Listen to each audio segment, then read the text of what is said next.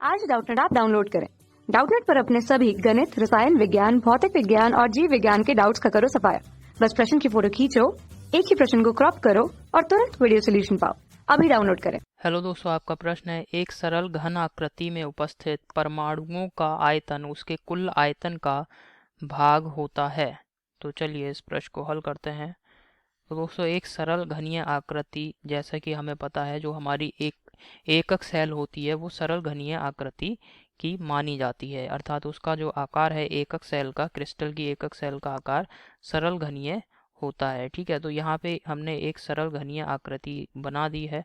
अब इसमें क्या होता है दोस्तों, अगर ये एकक सेल है तो इसके प्रत्येक कोने पर, सरल घनीय एकक सेल है तो इसके प्रत्येक कोने पर परमाणु उपस्थित होगा, और तो कहीं परमाणु उपस्थित हो नहीं सकता।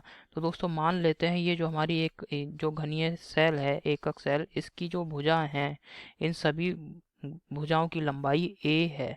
ठीक है, क्योंकि घन तभी बनता है जब उसकी प्रत्येक भुजा की लंबाई बराबर होती है। तो ये भुजा की लंबाई a है, ये वाली भुजा की लंबाई भी a होगी, यानी प्रत्येक भुजा की लंबाई a है। ठीक है, अब दोस्तों यहाँ पे ये जो घन है इसका आयतन अगर आप ज्ञात करें तो आयतन क्या आ जाएगा, तो यहाँ पे इसको मैं लिख रहा हूँ आयतन बराबर। तो दोस्तों यहाँ पे हमने जो माना था, माना घनीय घन की भुजा की लंबाई a है। अर्थात दोस्तों सरल घनीय आकृति का आयतन b डैश क्या होता है दोस्तों, सूत्र किसी घन के आयतन का भुजा क्यूब। अब भुजा की लंबाई हमने a मान ली तो b डैश बराबर क्या आ जाएगा, a क्यूब हो जाएगा। इतना समझ में आया। अब दोस्तों अब इस घनीय इकाई सेल में दोस्तों प्रत्येक कोने पर परमाणु उपस्थित होता है, प्रत्येक कोने पर परमाणु उपस्थित होगा। जैसे कि आप यहाँ पे देख लें, यहाँ पर दोस्तों ये जो घन का ये वाला जो पृष्ठ है, सबसे पहला वाला जो पृष्ठ आपको दिख रहा है, ये पृष्ठ दोस्तों मैंने यहाँ पे बना दिया है चित्र में। ठीक है, दूसरी तरफ ये हमारा पृष्ठ है। ठीक है, अब इसके चार कोने हैं, ये चारों कोनों पर परमाणु उपस्थित होंगे। ठीक है, इस प्रकार से। और किस प्रकार से ये परमाणु दोस्तों यहाँ पे नहीं बना सकते हैं, यहाँ पे मैंने बना दिया है। ये इस प्रकार से चारों कोनों पर एक दूसरे से चिपके हुए इस प्रकार से व्यवस्थित होंगे चारों परमाणु। और एक परमाणु की त्रिज्या दोस्तों r के बराबर होगी। और ये चूंकि एक भुजा की लंबाई हो गई यहाँ से यहाँ तक r प्लस r, ये क्या हो जाएगा 2r।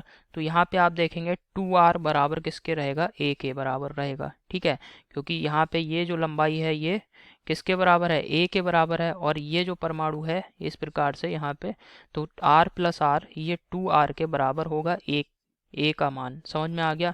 तो एक समीकरण तो ये आ गया। अब दोस्तों यहाँ पे देख लेते हैं कि ये जो ये जो घनीय संरचना है इसमें कुल कितने परमाणु उपस्थित होंगे।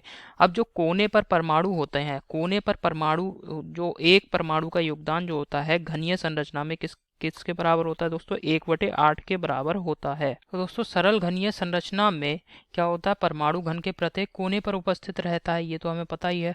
अब दोस्तों जो एक कोने पर परमाणु उपस्थित होगा उसका केवल 1/8 भाग ही, 1/8वां हिस्सा ही ये जो घनीय संरचना है इसके पास में होगा, जबकि बाकी का जो भाग है वो इस घनीय संरचना के पास में नहीं होगा। तो यानी एक कोने पर उपस्थित परमाणु का संरचना जो है घनीय संरचना, इसमें कितना योगदान रहता है, 1/8। और ऐसे ही दोस्तों कितने परमाणु हैं घनीय संरचना के पास, 8 परमाणु हैं। तो कुल कितना योगदान रहेगा घनीय संरचना के पास परमाणुओं का, तो यह इसी को दोस्तों यहाँ पे मैंने लिख दिया था, घनीय संरचना में कुल कितने परमाणु उपस्थित रहेंगे, 1/8 गुणा 8, अर्थात एक परमाणु घनीय संरचना के पास में रहेगा। अब दोस्तों एक परमाणु जो है इसका आकार कुछ इस प्रकार से मान लिया हमने, गोलाकार आकार हमने माना था, इससे पहले चित्र में आप ऊपर भी देख चुके हैं। और ये दोस्तों क्या है, हमारा जो परमाणु है इसकी व्यास है, और यहाँ से ये दोस्तों आ गई त्रिज्या। ठीक है, समझ में आ गया। तो ये हो गई दोस्तों परमाणु जो है इसकी हो गई त्रिज्या। तो ये जो एक परमाणु है इसका आयतन क्या होगा, अतः एक परमाणु का आयतन यहाँ पे मैं लिख रहा हूँ, अतः एक परमाणु का आयतन, एक परमाणु का आयतन, परमाणु का आयतन कितना हो जाएगा, आयतन b बराबर, आयतन b बराबर क्या हो जाएगा दोस्तों, 4/3 pi r cube, 4/3 pi r cube. ये दोस्तों समीकरण 2। अब हमसे क्या कह रहा है प्रश्न में हमसे कह रहा है दोस्तों कि सरल घनाकृति में उपस्थित परमाणुओं का आयतन और उसके कुल आयतन का कितना होता है।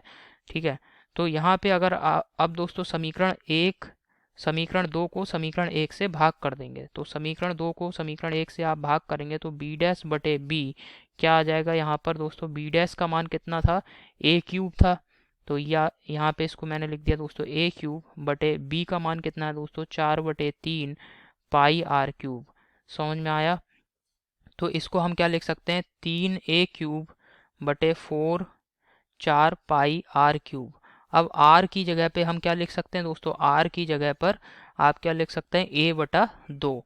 आर की जगह पर आप a/2 लिख दें तो ये हो जाएगा 3a क्यूब बटे 4 पाई, आर की जगह पे a/2 यहाँ पे मैंने लिख दिया, इसका हो जाएगा क्यूब। समझ में आया। तो यहाँ से अब क्या आ सकता है दोस्तों, आप देखिए इसको हल करेंगे, बी डैश बटे बी ये आ जाएगा 3a क्यूब बटे 4 पाई यहाँ पे आ जाएगा a क्यूब, ऊपर आ जाएगा दोस्तों 2 का क्यूब, अगर आप खोलेंगे तो क्या आ जाएगा, 2 दूनी 4 दूनी 8, तो ये हो गया 8। आप देखेंगे a क्यूब से a क्यूब कट गया और ये 4 दूनी 8, ये हो गया 2। ठीक है। तो यहाँ पे आप देखेंगे बी डैश बटे बी का मान क्या आ जाएगा, 3 दूनी 6, 6 बटे पाई। और हमसे क्या पूछ रहा है दोस्तों, जो भी हमसे पूछ रहा था b बटे बी डैश का मान, तो b बटे बी डैश बराबर क्या आ गया दोस्तों, पाई बटे 6। तो आप देखेंगे b बराबर पाई बटे 6 गुणा बी डैश। ठीक है। तो ये दोस्तों हमने निष्कर्ष निकाल लिया, एक सरल घनाकृति में उपस्थित परमाणुओं का आयतन b कितने गुना है दोस्तों, पाई बटे 6 गुना है किसका, जो हमारी घनीय आकृति है उसके आयतन का पाई बटे 6 गुना है। अब यहाँ पे विकल्प देख लेते हैं कौन सा सही है। पहले विकल्प में दोस्तों दे रखा है पाई बटे 6, ये बिल्कुल सही विकल्प है पहला विकल्प। दूसरे विकल्प में दे रखा है दोस्तों पाई बटे 3√2, ये गलत विकल्प है। तीसरे विकल्प में दे रखा है पाई बटे 4√2, ये गलत विकल्प है। चौथे विकल्प में दे रखा पाई बटे 4, ये भी गलत विकल्प है। तो आशा करता हूँ आपको समझ में आया होगा। धन्यवाद। कक्षा 6 से 12वीं से लेकर नीट, IIT, JEE वो एडवांस के लेवल तक 1 करोड़ से ज्यादा छात्रों का भरोसा। आज ही डाउनलोड करें डाउटनेट ऐप या व्हाट्सएप करें अपने सारे डाउट्स 8400 400 400 पर।